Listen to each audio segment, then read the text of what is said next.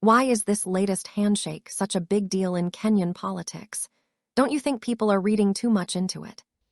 Murima voters normally ignore boardroom deals, normally ignore a single candidate chosen for the region, and they make up their minds on their own.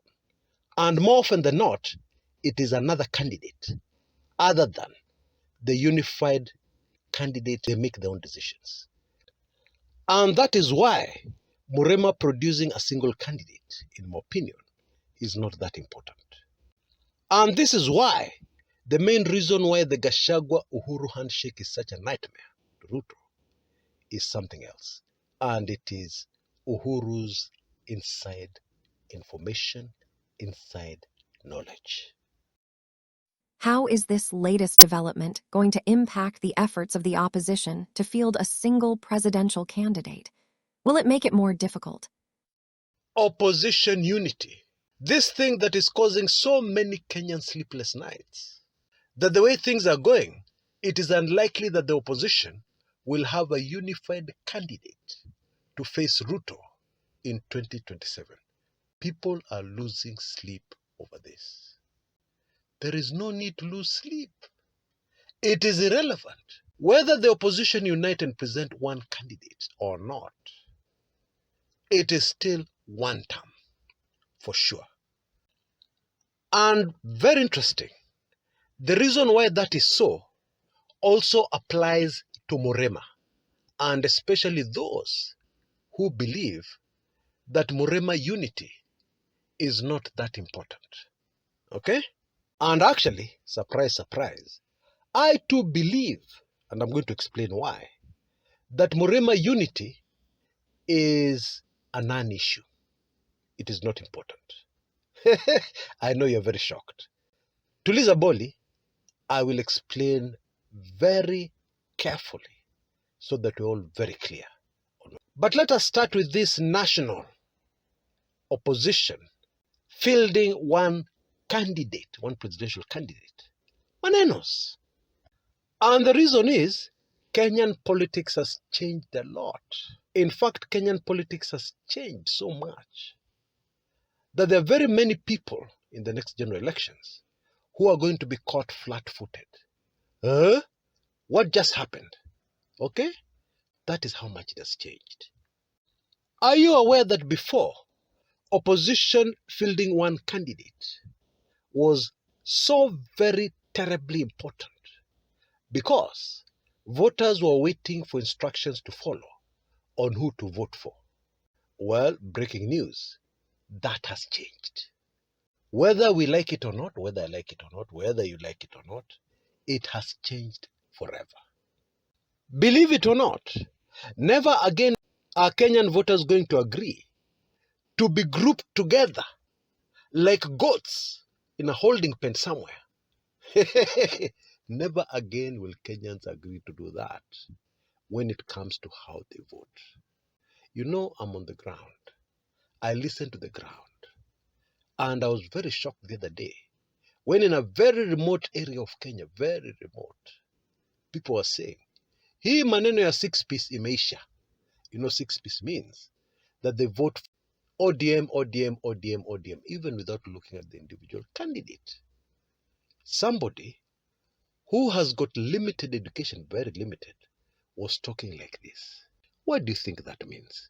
Anyway, bila kizungu mingi, what I am saying is that it does not matter if the opposition have a single candidate or not, because voters this time round are even going to ignore that single opposition candidate and are going to decide on a candidate on their own.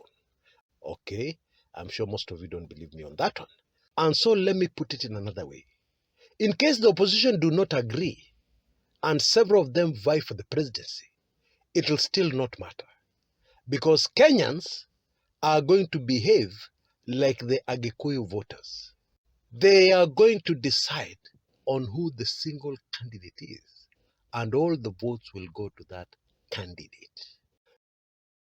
Are there specific examples from the past of this voting pattern you are suggesting from the Mount Kenya community? It sounds very strange to me.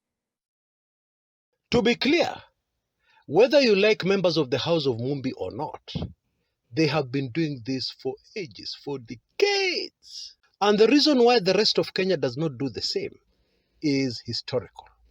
You see, members of the House of Mumbi, our forefathers, were forced to learn politics very early in a very brutal manner because the colonialists wanted their land.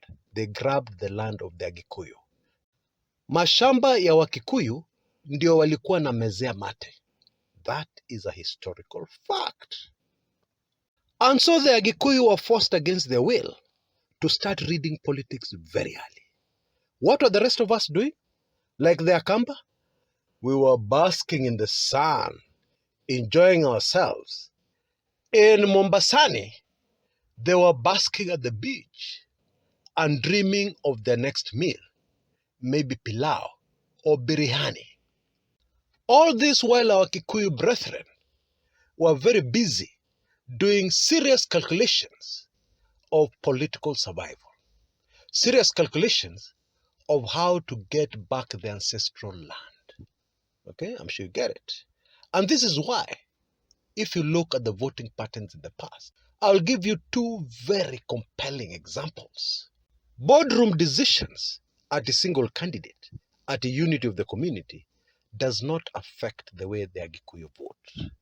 In 1992, everybody was very excited about the first multi-party elections since independence. And of course, some analysts, including my political lecturer, were very worried that Murema had two strong candidates in those elections. They should have united. But the voters on the ground made their own decision who the unity candidate was. Kenneth Stanley Njindo Matiba. And a vast majority of votes went to him. So much so that Kibaki was so embarrassed. He was the senior politician here, and he lost to Matiba. Youngster Matiba, yeah, if you looked at the ages. And to prove that it was not a coincidence, it was not a fluke, in 1997, when every serious analyst was predicting that Matiba would get more votes than Kibaki yet again, Murema surprised everybody. I think this came from the realization that Matiba was not well. He could not even sign his own name. Okay? And so all the votes this time round went to Emilio Stanley Moi Kibaki. Now, if we remove the rigging component, Matiba won the 1992 presidential elections, and Kibaki won the 1997 presidential elections.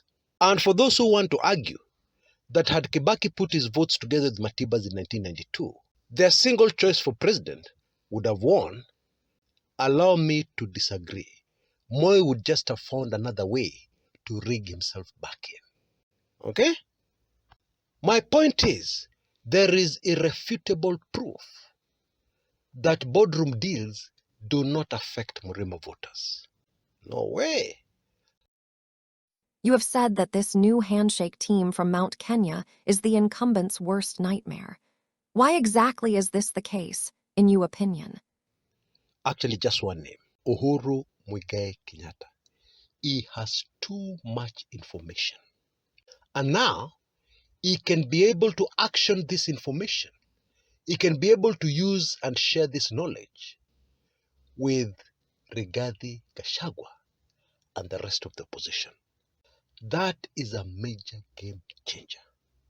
Now, despite the fact that the single candidate who both Uhuru and Gachagua agree on, this time round, there is a high likelihood that the Murema voters, when they sit down to consider, will agree with them. Okay? And what that means is that the votes in the basket of Uhuru and Gachagua are enough to win the presidential election. How so? Block votes from the Murema all in one basket, about 6 million. And then Uhuru Kenyatta influence and inside information will also bring in some other votes. I would estimate them at over 4 million. What inside information? I can hear somebody asking. Well, bila kizungu mingi, which buttons to touch which buttons to push to get certain communities into that basket. As I've said before, a former president is a very dangerous person. Why? Because of the information they have. What do you think will be the immediate impact of his handshake politically? What should we expect? It is the fact that the meeting to unify Murima will still take place mid-month, middle of this month, which is Valentine's Day. So that Valentine's Day, much hyped meeting of Valentine's Day, that Uhuru came out and denied, is actually going to take place. Because we are told this handshake will be formalized in Kenya on that day. Now, of course, using logic, after Uhuru shakes hands with Gachagua again, because they've already shaken hands in Nigeria, early last month, early in the year, what kind of speeches do you think will be made? Speeches to unite the community. Can the former president's political party Jubilee and the former deputy president's new political party DCP work together, especially in a heated general election? Well, the way the fourth president of Kenya has been playing his politics, it is very clear. His focus is on the presidency. I'm sure if you think about it a little deeper, you will totally agree with me. And in any case, since the handshake between Gachagua and Uhuru will mean a coalition between DCP and Jubilee, it really doesn't matter. Yeah, all the parliamentary seats will go to that coalition. All the parliamentary seats from Murema and also from friends of Murema, friends of Uhuru, yeah, will go to that single coalition, which will be a very powerful coalition. So much so that in the unlikely event, very unlikely event, that Ruto wins this election, he will still have a terrible headache in parliament. Because believe me, this time round, it will not be easy to just buy members of parliament like he has been doing.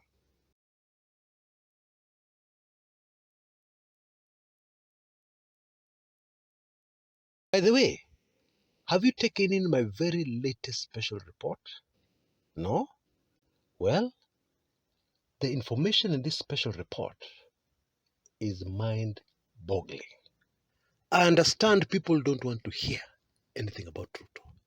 But hold on a minute. Don't you think it is a good idea to know what your opponent is doing, what they are planning chini ya maji, their secret deals? Don't you think that is terribly important so that you know how to counter it? Huh? Because there are so many things which are happening. A vast majority of them you have never even imagined, let alone heard of. In fact, your reaction to most of them will be, wow, wow, wow, wow, wow, wow. Ah, aye, hey. You can see the details on your screens right now. For only Kenya shillings 3,999, you can get this highly sensitive information, a lot of it very inside information, in my latest special report. All you have to do is to M-Pesa to the usual number, which you see on your screens right now, or 701 333 112. And don't forget to text me your email address, or even SMS me your email address, using the same M-Pesa number or the same email. In case you're in a position to, please move with speed. This offer is disappearing very, very soon.